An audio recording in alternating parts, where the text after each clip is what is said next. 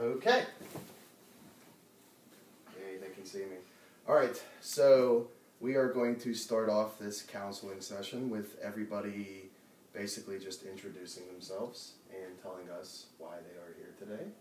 And we will go from there. And we are going to start with you. Hi. Hello. My name's Sammy Bruner, and I'm addicted to heroin. Okay, well, can you tell me a little more about that? Well, When did it start? When I was 14, I got into the drug when I was in school. Some of my friends were doing it, and you know how peer pressure goes, and I've just ruined a lot of lives doing it. Okay, now these lives that you ruined, were they more relationships with people, friends, people that were close to you? Family and friends, I would say. Friends. Do you feel that being addicted to that was overpowering some of your decisions that you made? Definitely. Definitely. Can you give us any examples? Well, when I was about 16, I would steal from my parents to get money to purchase the heroin. Like, I stole my dad one of his favorite watches. It was like a really nice Rolex. Stole that to help pay for my addiction. What were some of the things they would say to you when they would confront you? My mom would just cry. My dad would yell. It was really hard because I didn't want to see them that upset, but at the same time, I can't live without the drug. So you would pretty much do anything it took to get it? Yeah. Okay. All right. Let's just move down the line. Okay, my name's Abby Dom, and I'm addicted to stealing things from Macy's. That's where I'm at right now. It's a very specific location. Yeah, it started when I was a child. I would steal, packs of gum and stuff from the dollar store when my grandma would take me. But now that I'm older, I upped it to, it's usually purses from Macy's. All right, so is there anything that sparked that? Is there anything that started that addiction? I think it was just the rush of it, and my grandma used to yell at me when I would do it when I was little, but now, I steal the purses when she's with me, and then she kind of covers it up so that I don't get in trouble when the sensor goes off or anything, because who's going to blame a little grandma? Right. Doesn't know what she's doing. Now, was there a particular age you can remember doing this for the first time? The purses started when I was 13, but I think I was always stealing stuff when I was little. Okay. Now, obviously, this is something you're still struggling with. You're still doing this now. Yeah, this is still something that I'm doing. When's the last time you stole something? Probably last week. Last week. Better question, when's the last time you got caught? Last week. Last week? Was it the same purse? Yeah. You're a very bad thief. Okay. All right. Now, is this something that you've ever had to do jail time for? Not jail time, but this was the third time that I got caught from this specific Macy's store, so I'm kind of not allowed to go back there now, and my grandma won't help me steal things anymore, so figured I'd try to get some help for it. Now, is this something you've involved friends with, or you just do it on your own? No, I just do it on my own, but I like to gift the purses to my friends, so I don't really involve them in it. If you had a friend that was willing to help you, would you involve them then? Probably, if they were willing. Okay. All right. Okay. We'll move down the line. Hi, I'm Sherry Bruner, and my anxiety level's really, really high. Okay. All the time. All the time? Most of the time. What are some situations your anxiety level is really high in?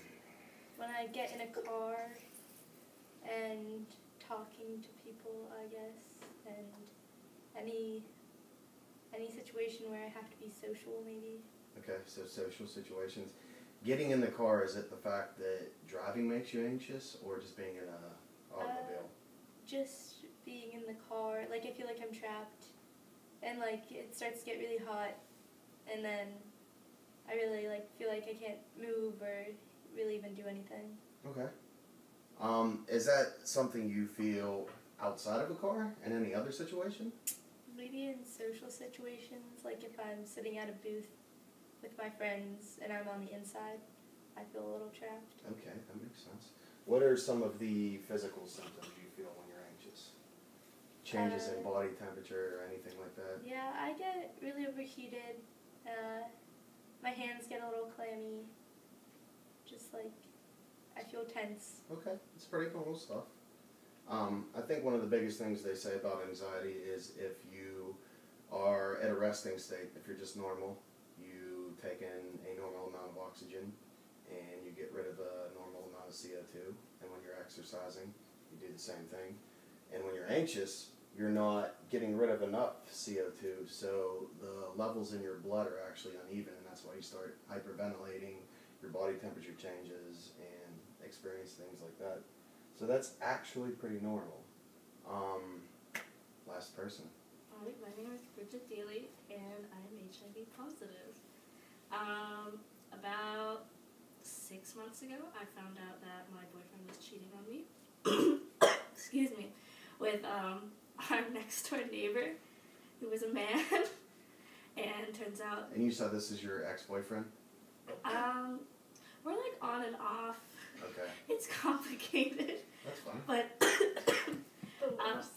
yeah, I know. But so yeah. So we're kind of in like an open thing right now. But I found out 6 months ago when I went to go get tested, and so. What were your initial feelings when you found out that you were HIV positive? How? And then I went home and I found them, which was really awkward. But yes. Okay, so there was probably a lot of shock involved on this. Yeah, definitely. Now, you said this was an open relationship. Is that something that was established before or after you found out you were HIV positive? It was before, so I wasn't too shocked, but the fact that I was with a man I didn't know he was bi was, so. Does it make it easier to deal with being that you know that you're in an open relationship, that there was potential for him to sleep with somebody else? I mean, a little bit, but I didn't think it would happen. Okay. And now that it has happened, how do you feel? A little betrayed, but I guess that's expected, so. And are you still seeing this person? Currently no. Currently no.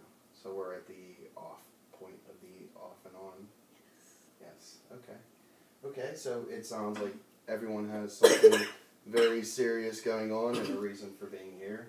I'm going to go around again real quick before we finish and just kind of see where everybody's at with how they're dealing with these things. So obviously there are things that you have tried and probably failed at.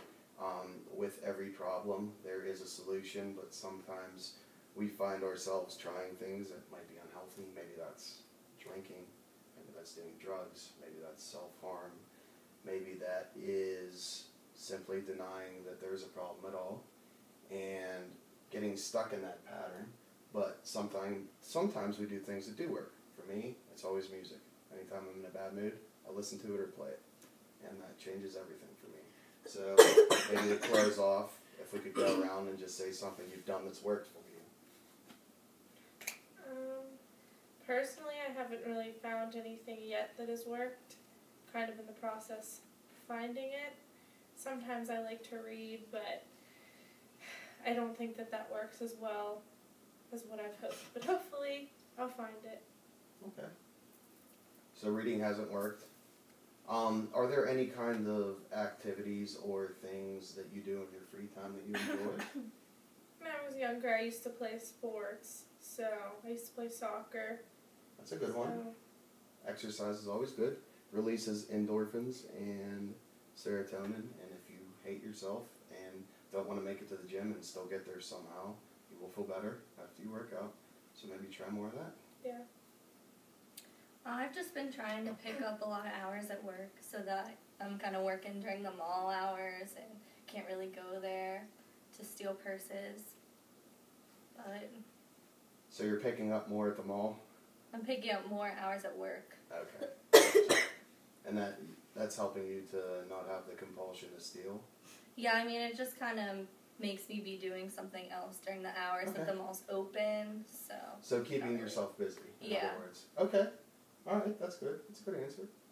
I like to name all the presidents backwards to try to distract myself from thinking about my anxiety. That is something I could never do. Like last name first, then first name, backwards all the way down? No, first name first. Okay, just backwards in order. Gotcha. I'll have to try that next time. Okay, and finally? I've taken up knitting. Knitting! You have to do something with my hands, so it helps. Alright. Well, thank you everyone for joining today, and that will conclude our session. Turned up.